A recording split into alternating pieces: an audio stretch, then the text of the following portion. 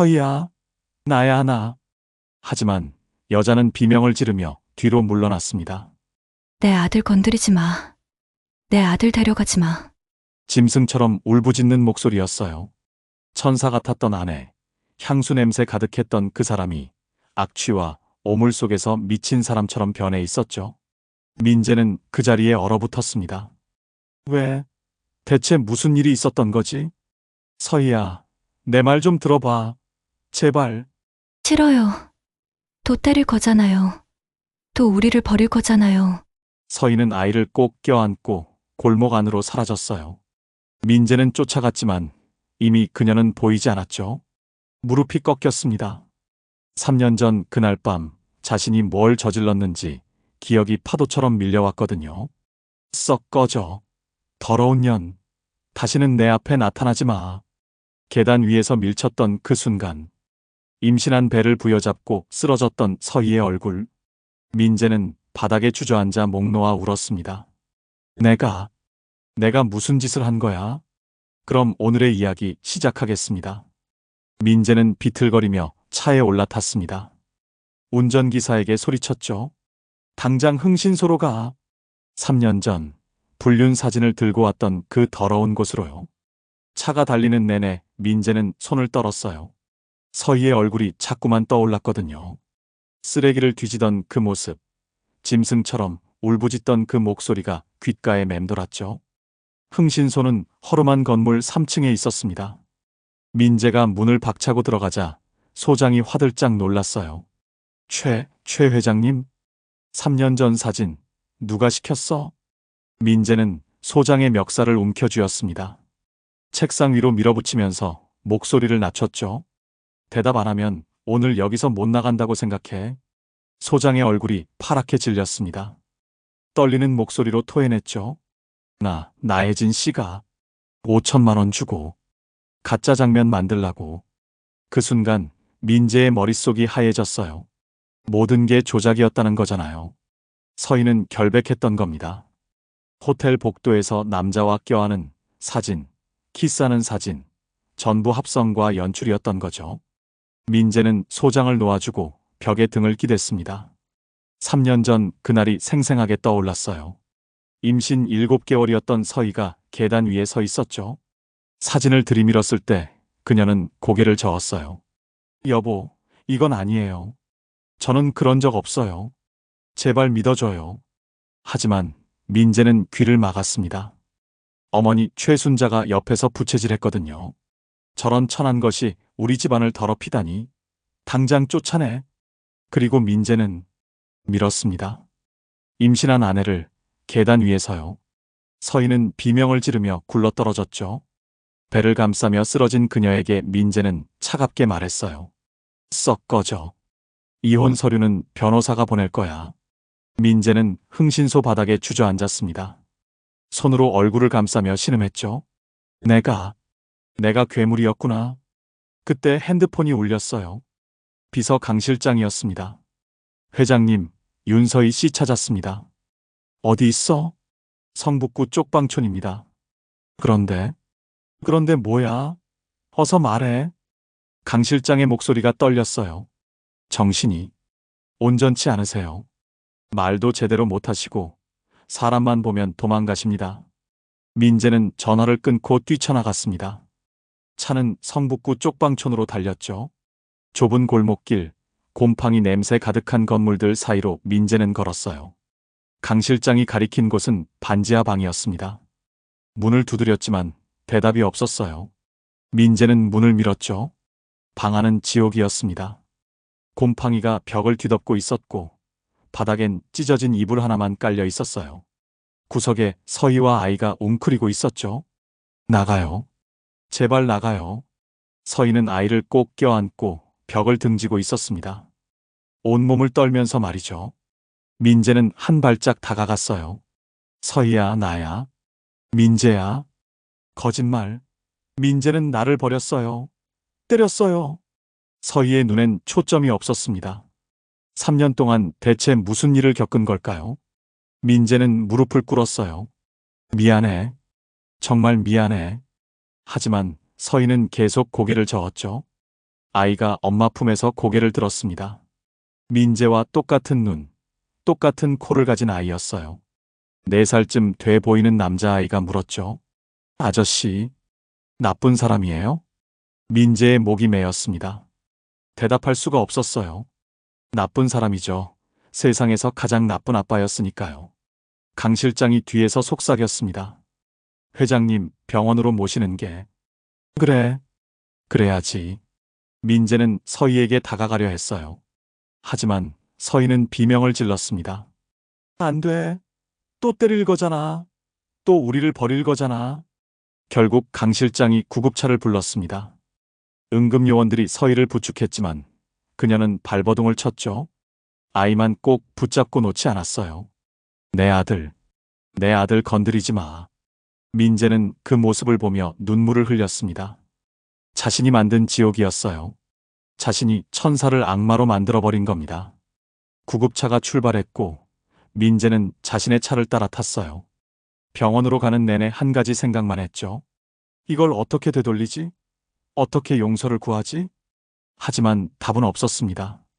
3년이라는 시간, 지옥 같은 나날들을 어떻게 지울 수 있겠어요? 민재는 창밖을 바라보았습니다. 서울의 밤은 너무나 화려했지만 그의 가슴 속은 칠흑 같은 어둠뿐이었죠. 병원에 도착했을 때 의사가 나왔습니다. 얼굴이 굳어 있었어요. 보호자분이신가요? 예. 민재는 말을 잇지 못했습니다. 뭐라고 해야 할까요? 전 남편? 가해자? 살인자? 의사는 차트를 보며 천천히 말했어요. 환자분은 심각한 외상 후 스트레스 장애를 겪고 계십니다. 그리고 의사의 목소리가 낮아졌죠. 3년간 거리에서 여러 차례 폭행과 성폭행을 당한 흔적이 있습니다. 민재는 그 자리에서 무너졌습니다. 병원 특실은 너무나 조용했습니다. 하얀 벽, 하얀 침대, 하얀 커튼 사이로 겨울 햇살이 스며들고 있었죠. 민재는 침대 옆 의자에 앉아 서희를 바라보았어요. 3년 만에 보는 아내의 얼굴은 완전히 달라져 있었습니다.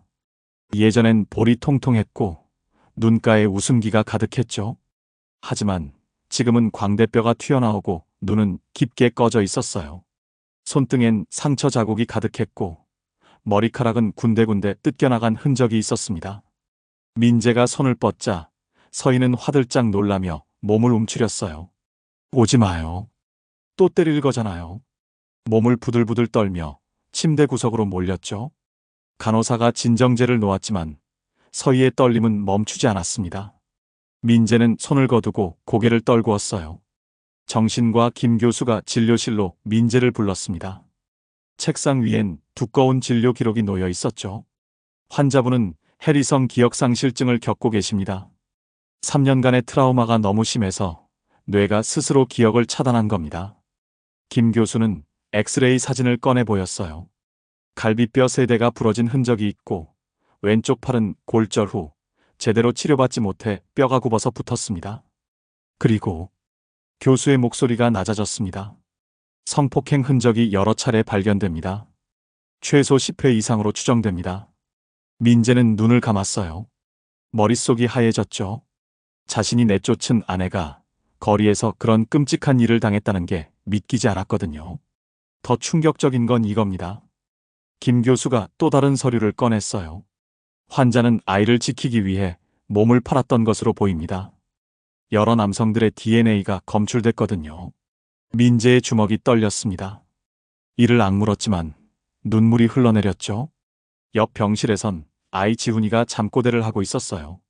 엄마, 배고파. 엄마가 나쁜 짓 해서 미안해. 4살짜리 아이가 무슨 죄가 있을까요? 쓰레기통을 뒤지고 엄마가 낯선 남자들과 방에 들어가는 걸 보며 자라야 했던 아이였죠.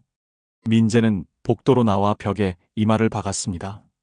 그때 누군가 뒤에서 민재의 멱살을 잡았어요. 윤태경, 서희의 오빠였습니다. 이 개자식아! 주먹이 민재의 얼굴에 날아들었죠. 1번, 2번, 3번. 민재는 피하지 않았어요. 맞아도 싸니까요. 태경의 눈에선 눈물이 흘러내리고 있었습니다. 우리 부모님이 딸 찾다가 돌아가신 거 알아? 3년 동안 전국을 헤매다가 과로로 쓰러지셨어. 민재는 바닥에 쓰러졌습니다. 입에서 피가 흘러나왔지만 아무 말도 하지 못했죠. 태경은 민재의 멱살을 또다시 잡아 올렸어요. 서희가 임신했을 때 얼마나 행복해했는지 알아? 매일 배에다 대고 노래 불러주고 태교 일기 쓰고 그런 애를 계단에서 밀어? 태경의 목소리가 떨렸습니다. 분노와 슬픔이 뒤섞인 목소리였죠. 서희는 너한테 버림받고 거리로 나왔어. 임신한 몸으로 쓰레기통을 뒤지고 노숙자 쉼터를 전전했지. 그러다 애를 낳았는데 병원비가 없어서 공중화장실에서 혼자 낳았어. 민재는 눈을 질끈 감았습니다. 상상만으로도 끔찍했죠. 추운 겨울 공중화장실 바닥에서 혼자 아이를 낳았다니요. 태경은 민재를 놓아주고 벽에 주먹을 내리쳤어요. 그 후론 더 지옥이었어. 아기 분유값 벌려고 몸을 팔았고 폭행당하고 강간당했지. 그러다 정신이 나가버린 거야. 민재는 일어나 태경에게 무릎을 꿇었습니다. 죽여주십시오. 제가 짐승만도 못한 놈입니다. 하지만 태경은 민재를 외면했어요. 그리고 병실로 들어가 조카를 안아 올렸죠. 지훈이는 잠결에 중얼거렸습니다. 삼촌, 엄마 아파요? 아니야. 이제 괜찮을 거야. 태경은 조카를 꼭 안고 눈물을 흘렸어요. 민재는 복도 바닥에 주저앉아 하늘을 올려다봤습니다. 천장의 형광등이 너무나 밝았지만 그의 앞날은 어둠뿐이었죠. 다음 날 민재는 변호사를 불렀습니다. 3년 전 사건의 모든 진실을 파헤치기 위해서였죠. 변호사는 일주일 뒤 충격적인 자료를 들고 왔어요. 회장님, 댁 현관 CCTV입니다. 화면엔 3년 전 그날이 찍혀 있었습니다. 서희가 계단 위에 서 있었고 뒤에서 누군가 다가오고 있었죠.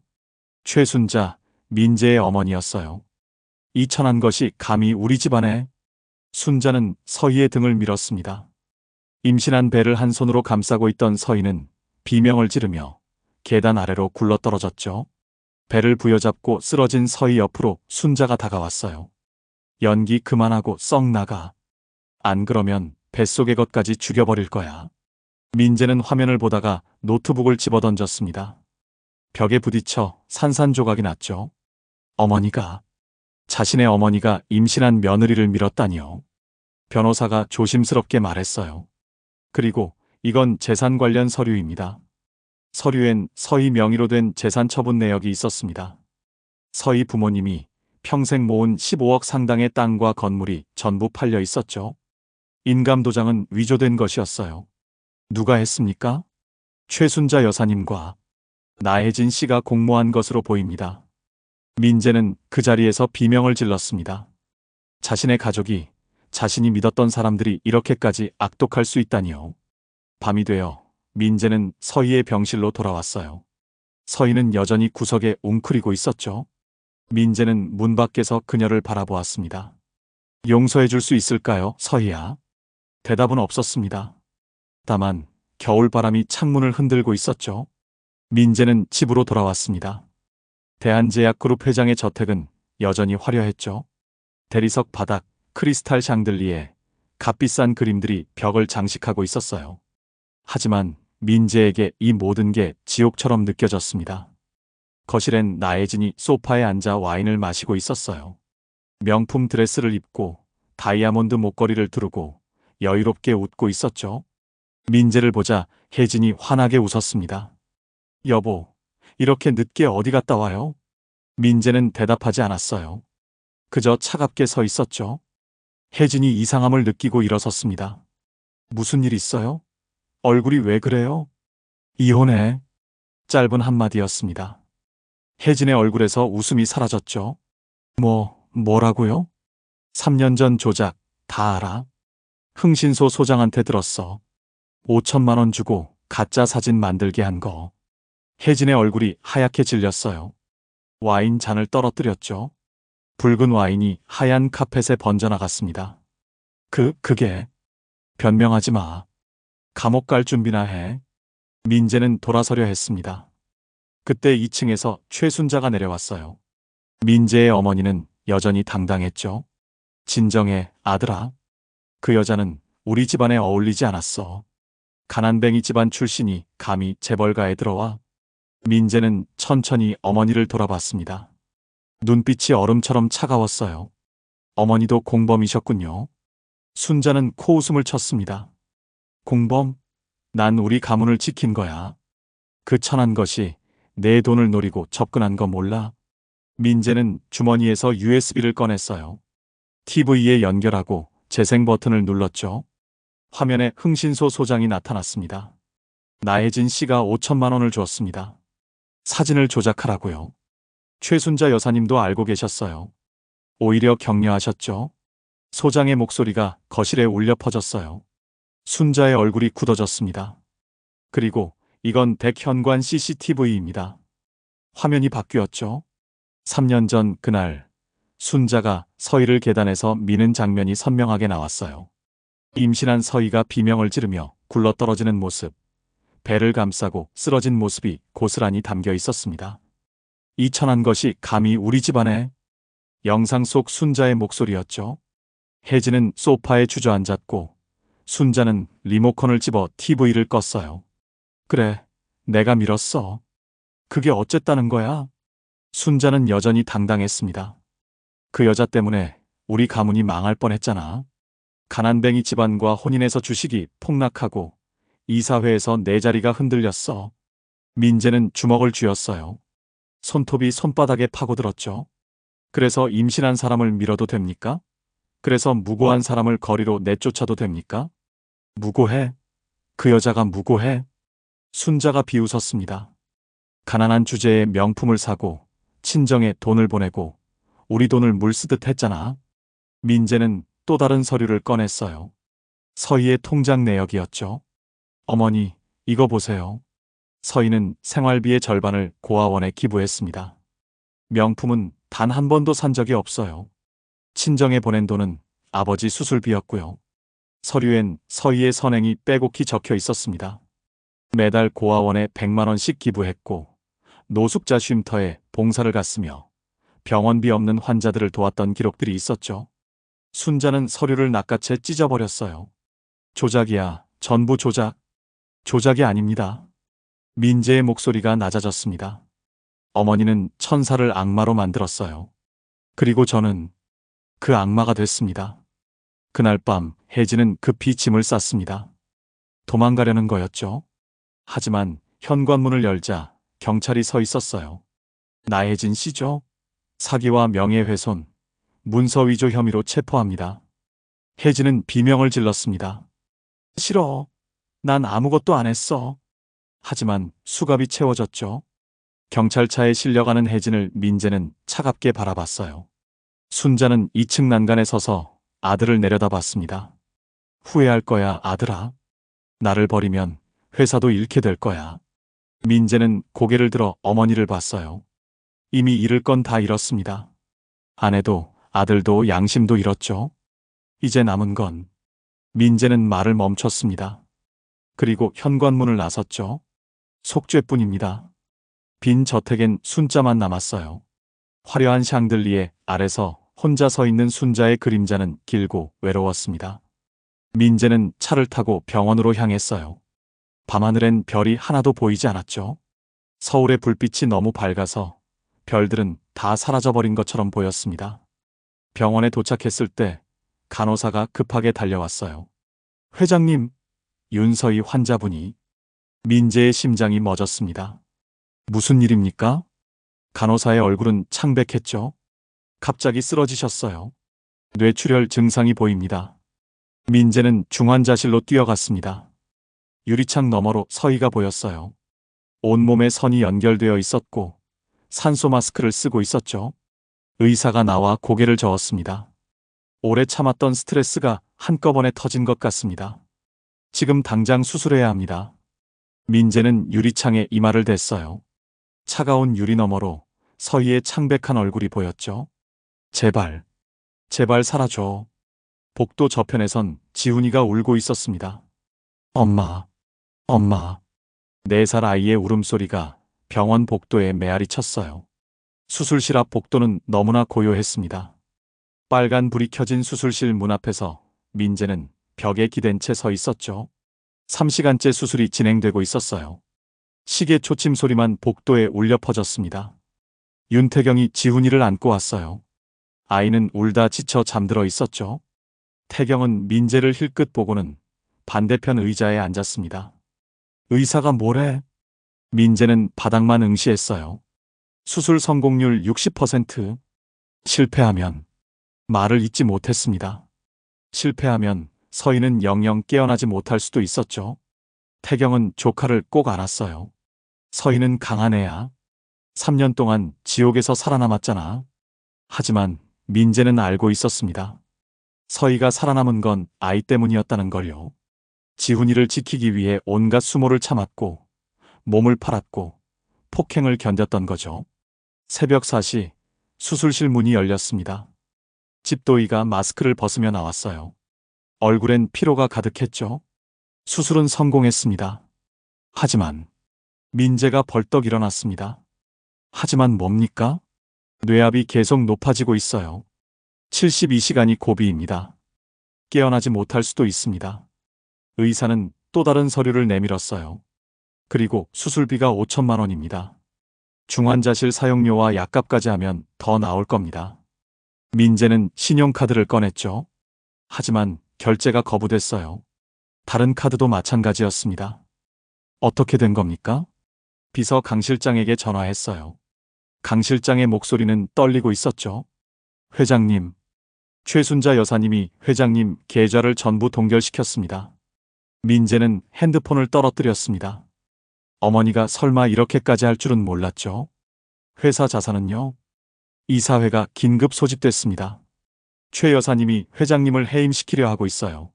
민재는 벽에 주먹을 내리쳤어요. 손등이 찢어져 피가 흘렀지만 아무것도 느껴지지 않았죠.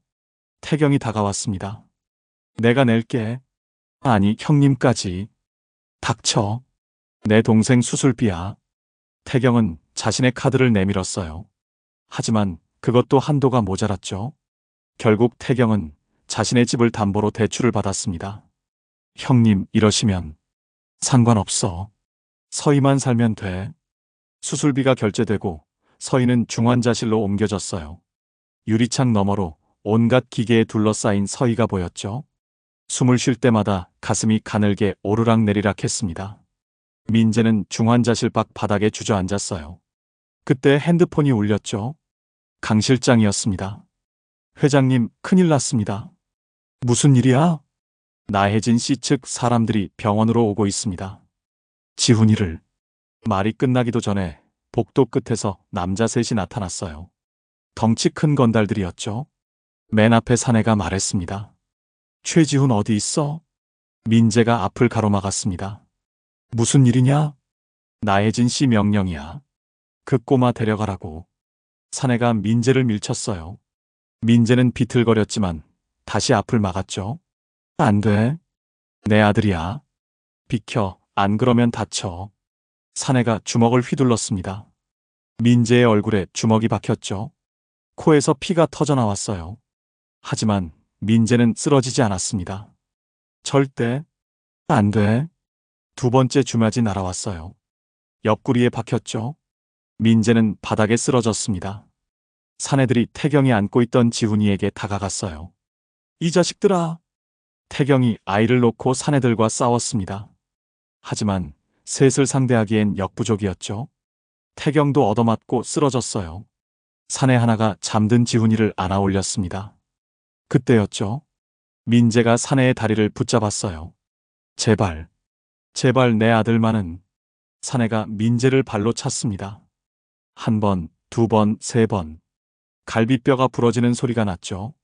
민재는 피를 토했지만 손을 놓지 않았어요. 안 돼. 내 아들.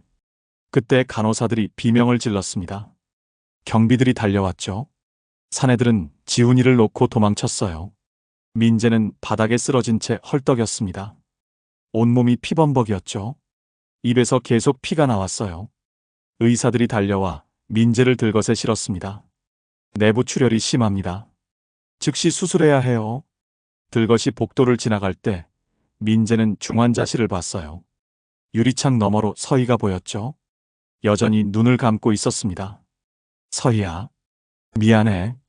민재의 눈에서 눈물이 흘렀어요. 그리고 의식이 흐릿해졌죠.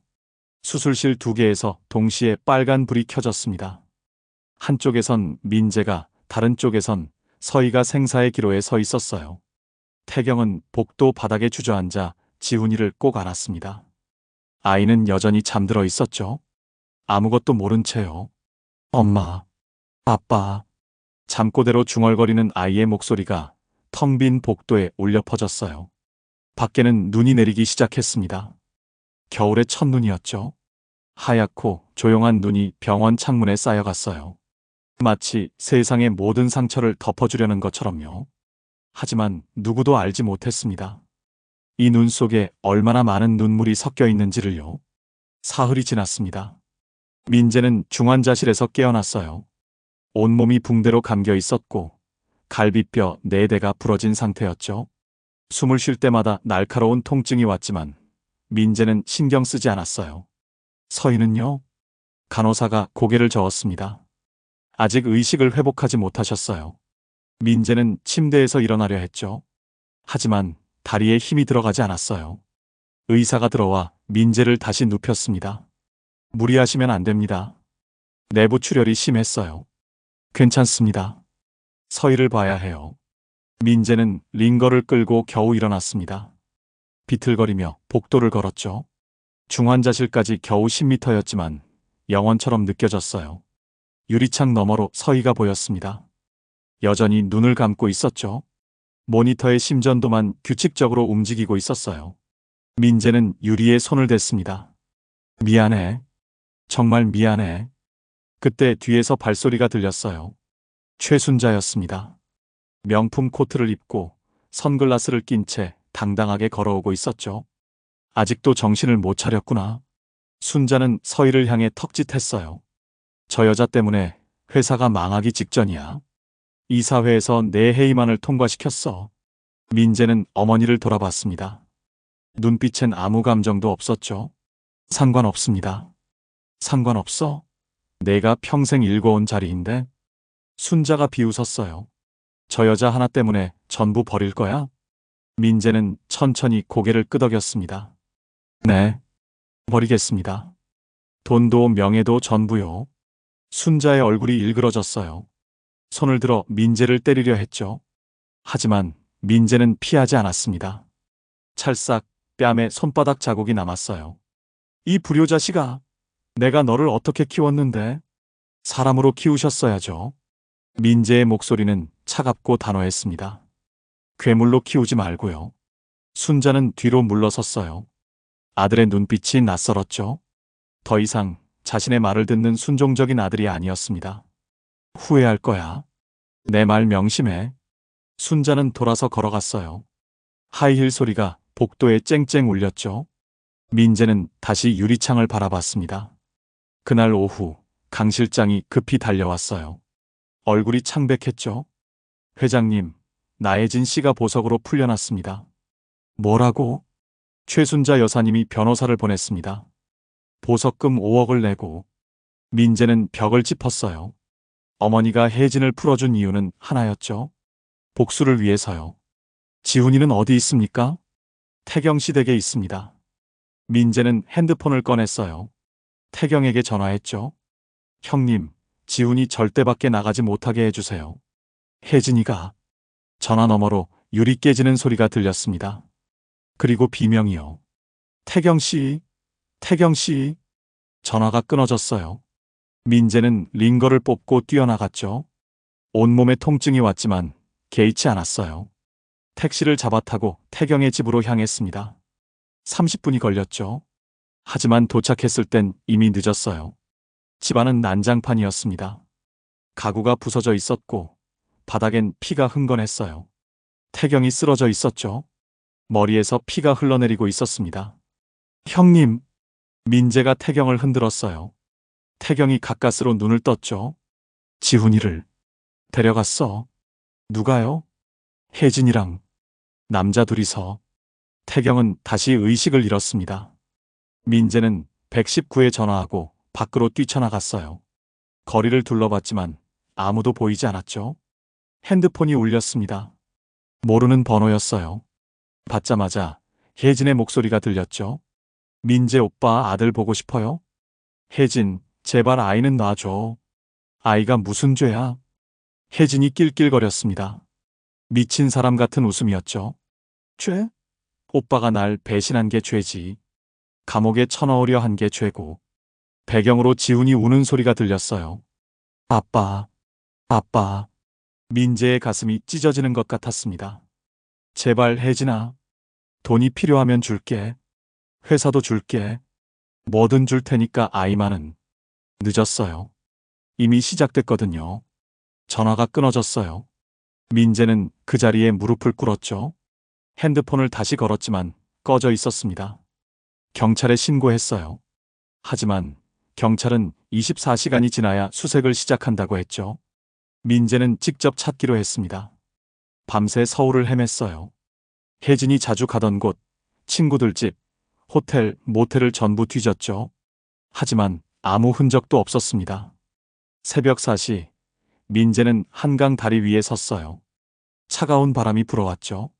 강물은 검고 깊었습니다. 핸드폰이 다시 울렸어요. 혜진이었죠. 한강 난지 수변공원으로 와요. 혼자요. 지훈이는 무사해. 빨리 와요. 안 그러면. 전화가 끊어졌습니다. 민재는 택시를 잡아탔어요. 난지 수변공원까지 20분이 걸렸죠. 공원은 텅 비어 있었습니다. 가로등 하나만 깜빡이고 있었어요. 민재가 걸어가자 혜진이 나타났죠. 손에 칼을 들고 있었습니다. 왔네요, 오빠. 혜진의 눈은 미쳐 있었어요. 뒤에 지훈이가 묶여 있었죠. 입에 테이프가 붙어 있었습니다. 아빠. 지훈이가 울부짖었어요. 민재는 한 걸음 다가갔죠. 지훈이를 놔줘. 먼저 무릎 꿇어요. 민재는 주저없이 무릎을 꿇었습니다. 혜진이 칼을 민재의 목에 갖다 댔어요. 이제 알겠어요? 내가 얼마나 고통스러웠는지. 칼날이 피부를 스쳤습니다. 피가 한 방울 떨어졌죠. 민재는 눈을 감았어요. 나를 죽여도 좋아. 대신 아이는 살려줘. 칼날이 민재의 목을 파고들었습니다. 따뜻한 피가 목덜미를 타고 흘러내렸죠. 혜진은 칼을 더 깊이 눌렀어요. 오빠는 항상 나를 무시했어요. 서희만 사랑했죠. 민재는 눈을 뜨고 혜진을 봤습니다. 미안해. 내가 원하는 게 뭐든 줄게. 그러니까 제발. 그때 멀리서 사이렌 소리가 들렸어요. 경찰차였습니다. 강 실장이 신고한 거였죠. 혜진의 얼굴이 일그러졌어요. 다 끝났어. 다 끝났다고. 혜진이 칼을 높이 들었습니다. 민재의 가슴을 향해 내리꽂으려는 순간 누군가 비명을 질렀어요. 안 돼. 서희였습니다. 병원복을 입은 채 비틀거리며 달려오고 있었죠. 3일 만에 의식을 되찾은 서희가 택시를 타고 이곳까지 온 거예요. 서희야. 민재가 소리쳤어요. 하지만 혜진은 칼날을 돌렸죠. 서희를 향해요. 내가 없었으면 다 괜찮았어. 칼이 서희를 향해 날아갔습니다. 민재는 몸을 날렸어요. 서희를 감싸며 땅바닥에 쓰러졌죠. 칼은 민재의 등에 박혔습니다. 민재가 신음했어요. 하지만 서희를 놓지 않았죠. 혜진이 다시 칼을 뽑으려 했을 때 경찰들이 달려왔어요. 꼼짝 마. 혜진은 체포됐습니다. 발버둥을 쳤지만 소용없었죠. 수갑이 채워지는 순간 혜진은 울부짖었어요. 난 사랑받고 싶었을 뿐이야. 그게 뭐가 잘못됐어? 경찰차에 실려가는 혜진을 서희는 바라봤습니다. 눈엔 분노가 아닌 연민이 담겨 있었죠. 민재는 서희의 품에서 피를 흘리고 있었어요. 등에 박힌 칼에서 계속 피가 흘러나왔습니다. 민재야, 민재야. 서희가 민재의 얼굴을 어루만졌어요. 3년 만에 처음으로 남편의 이름을 부르는 순간이었죠. 서희야, 기억, 돌아왔어? 민재의 목소리는 가늘었습니다. 서희는 고개를 끄덕이며 눈물을 흘렸어요. 다 기억났어요. 우리가 사랑했던 순간들. 구급차가 도착했습니다. 응급요원들이 민재를 들것에 실었죠. 서희는 민재의 손을 놓지 않았어요. 놓지 마. 이번엔 절대 놓지 마. 민재가 간신히 속삭였습니다. 서희는 눈물로 범벅이 된 얼굴로 고개를 끄덕였죠. 안 놓을게요. 절대 안 놓아요. 지훈이가 달려와 아빠의 손을 잡았어요. 아빠, 아프지? 민재는 아들을 보며 희미하게 웃었습니다. 안 아파. 지훈이 보니까 안 아파. 구급차는 병원으로 향했어요. 사이렌 소리가 새벽 하늘에 울려 퍼졌죠. 3주 후 법정이 열렸습니다.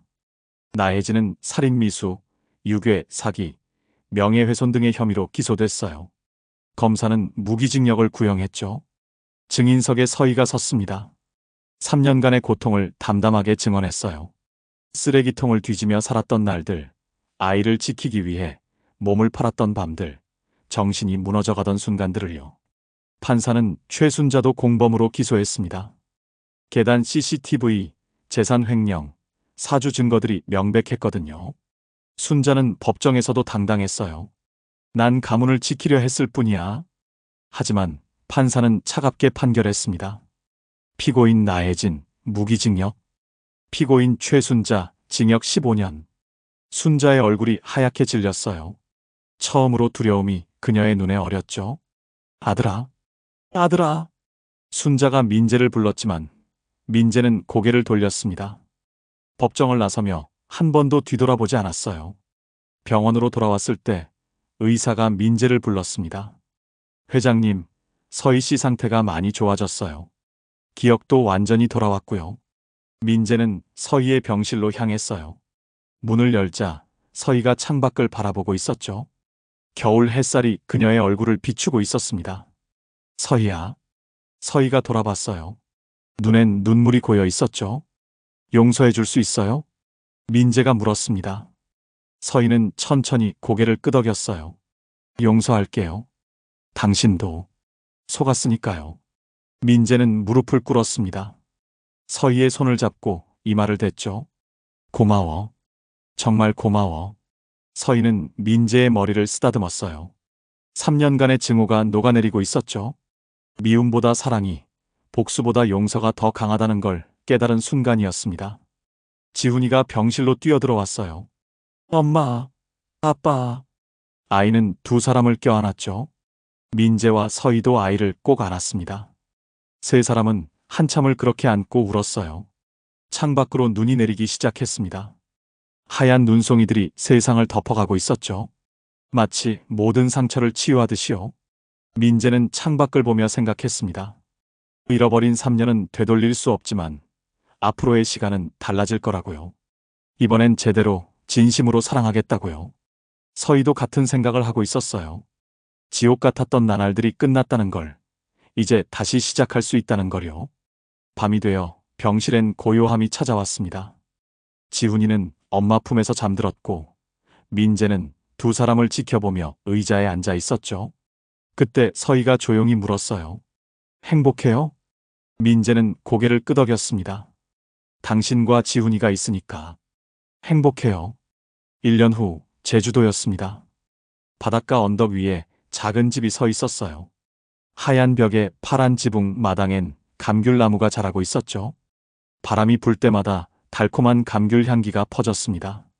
서희는 마당에서 빨래를 널고 있었어요. 예전처럼 볼에 살이 올랐고 눈가엔 웃음기가 가득했죠. 머리카락은 어깨까지 자라 바람에 나풀거렸습니다. 엄마, 나비다. 지훈이가 정원에서 소리쳤어요. 5살이 된 아이는 건강하게 자라고 있었죠.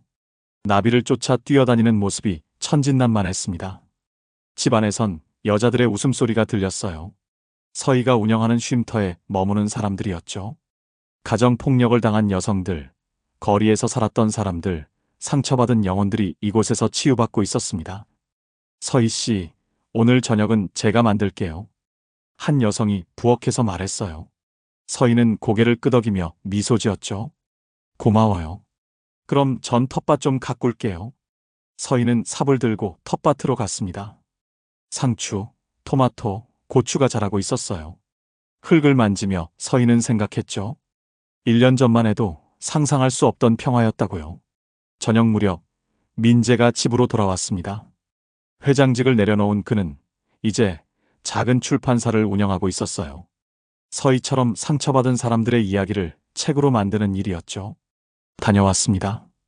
민재가 현관문을 열며 말했어요. 지훈이가 달려와 아빠를 껴안았죠. 아빠, 오늘 유치원에서 그림 그렸어. 그래? 아빠한테 보여줄래? 지훈이는 가방에서 그림을 꺼냈습니다. 세 사람이 손을 잡고 웃고 있는 그림이었어요. 민재는 아들을 안아 올렸죠. 우리 지훈이 그림 정말 잘 그렸네. 저녁 식탁은 소란스러웠습니다. 쉼터에 머무는 5명의 여성들과 함께 밥을 먹었거든요. 웃음소리가 끊이지 않았죠. 서희 언니 덕분에 제가 다시 웃을 수 있게 됐어요. 한 여성이 눈물을 글썽이며 말했어요. 서희는 그녀의 손을 잡았습니다. 우리 모두 상처를 이겨낸 거예요. 혼자가 아니라 함께니까요. 식사 후 민재와 서희는 바닷가를 걸었습니다. 석양이 수평선 너머로 지고 있었죠. 하늘은 주황빛과 분홍빛으로 물들어 있었어요. 행복해? 민재가 물었습니다. 서희는 민재의 손을 꼭 쥐었죠. 너무 행복해요. 이런 날이 올 줄 몰랐어요. 두 사람은 파도가 밀려오는 모래사장에 앉았어요. 민재는 주머니에서 작은 상자를 꺼냈습니다. 이거 받아줄래요? 상자 안엔 반지가 들어 있었어요. 화려한 다이아몬드가 아닌 소박한 은반지였죠. 안쪽에 글자가 새겨져 있었습니다. 다시 시작, 영원히 함께. 서희의 눈에서 눈물이 흘렀어요.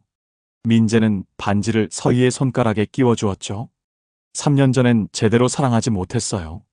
이번엔 달라질게요. 평생 당신만 사랑할게요. 서희는 민재를 껴안았습니다. 두 사람은 한참을 그렇게 안고 있었어요.